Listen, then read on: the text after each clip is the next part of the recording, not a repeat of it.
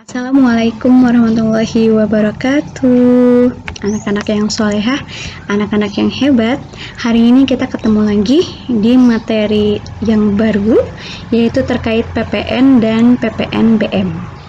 Oke, sebelum kita lanjut ke inti materi, Ibu akan paparkan terlebih dahulu apa-apa saja yang akan kita pelajari untuk pertemuan kita kali ini.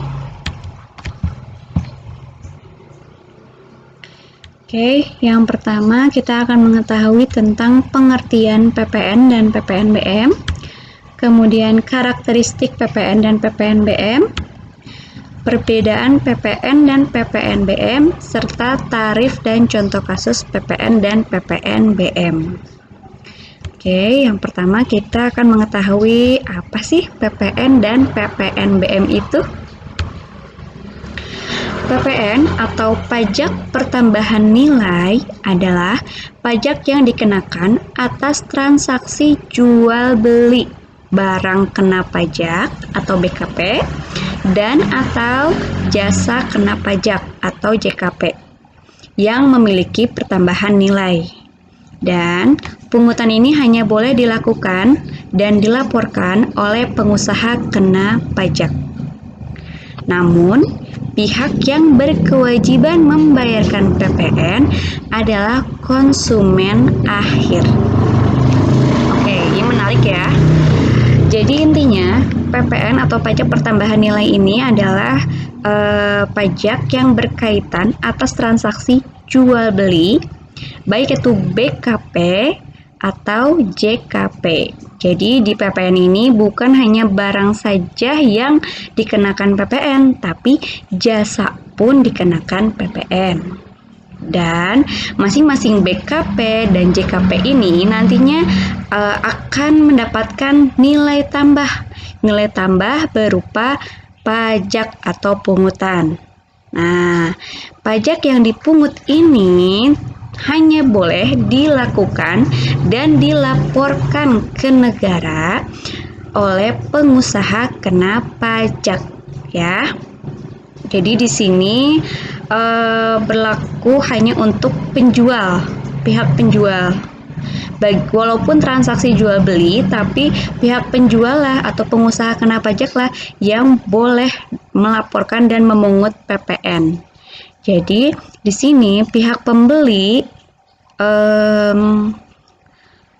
hanya berkewajiban untuk membayarkan PPN kepada penjual atau PKP. Tapi yang menyetorkan PPN tersebut ke negara adalah PKP itu sendiri. Selanjutnya, pengertian PPNBM. PPNBM atau pajak penjualan barang mewah, yaitu pajak yang dikenakan kepada wajib pajak atau penjualan suatu barang mewah. Nah, kenapa sih ada PPNBM?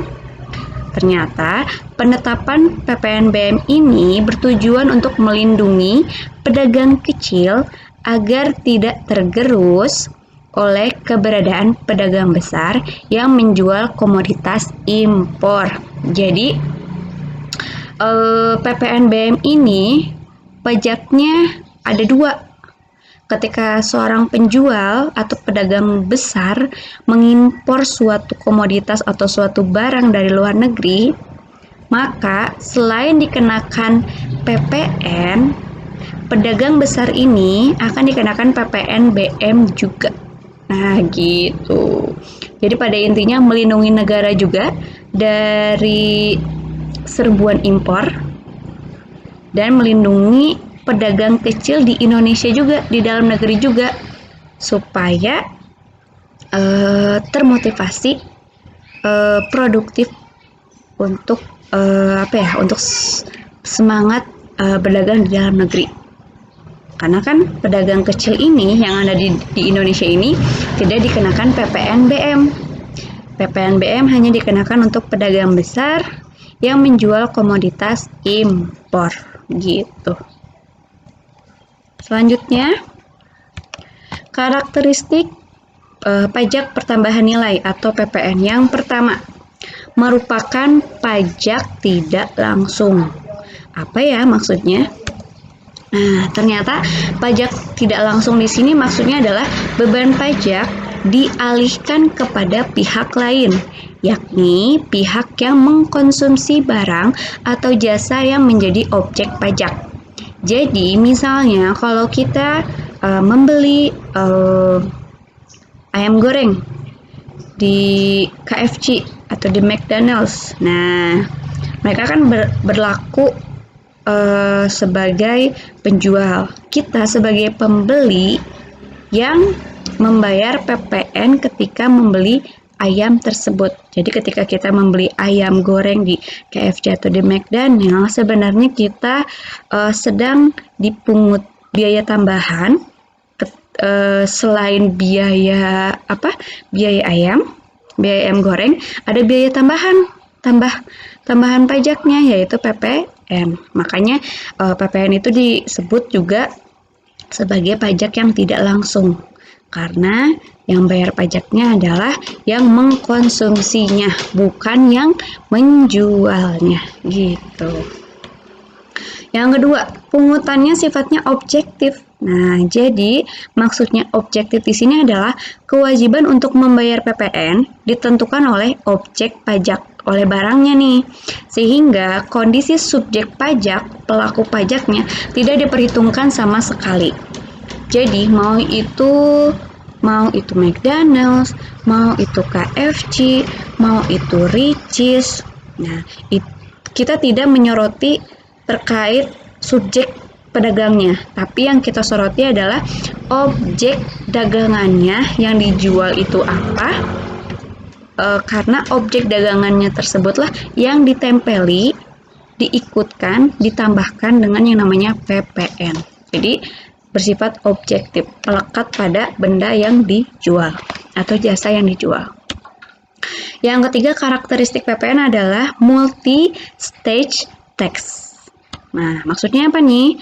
Jadi PPN itu dikenakan pada seluruh rantai produksi hingga distribusi. Jadi kalau tadi contoh yang Ibu sebutkan, itu kan alur penjualan yang singkat ya, dari KFC atau dari McDonald's ke kita, konsumen. Tapi kalau misalnya multi-stage tax ini, misalnya perusahaan kertas A, dia perusahaan industri hulunya nih, menjual kertas ke perusahaan B. Nah, nanti perusahaan B itu dipungut PPN oleh perusahaan A.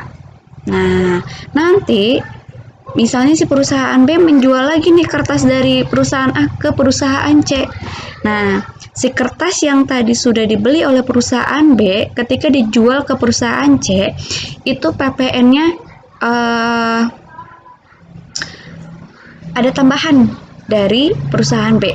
Jadi ada PPN perusahaan A ditambah PPN perusahaan B dan seterusnya sampai akhirnya ketemu sama si konsumen. Jadi PPN-nya akan sangat banyak dan jumlahnya banyak ketika alur perdagangannya, alur dari produksi sampai distribusinya melewati banyak subjek pajak gitu. Nanti coba kita bahas di contoh soal supaya kalian paham ya. Yang keempat, karakteristik PPN adalah dihitung dengan metode indirect subtraction. Maksudnya apa? Jadi pajak yang dipungut oleh pengusaha kena pajak atau penjual tidak langsung disetorkan ke kas negara. Kenapa Bu tidak langsung? Nah, kalau penjual itu atau pengusaha kena pajak itu, setiap pajak ketika dia menjual itu ada yang akan disebut dengan pajak keluaran, dan ketika dia membeli barang dari perusahaan lain akan ada yang namanya pajak masukan atau pajak dari pembelian. Pajak keluaran dan pajak pembelian atau pajak keluaran dengan pajak masukan tersebut akan diselisihkan, sehingga hasil selisih dari pajak keluaran pajak masukan tersebutlah yang baru bisa disetorkan ke kas negara. Jadi bukan hanya pajak tentang penjualannya saja.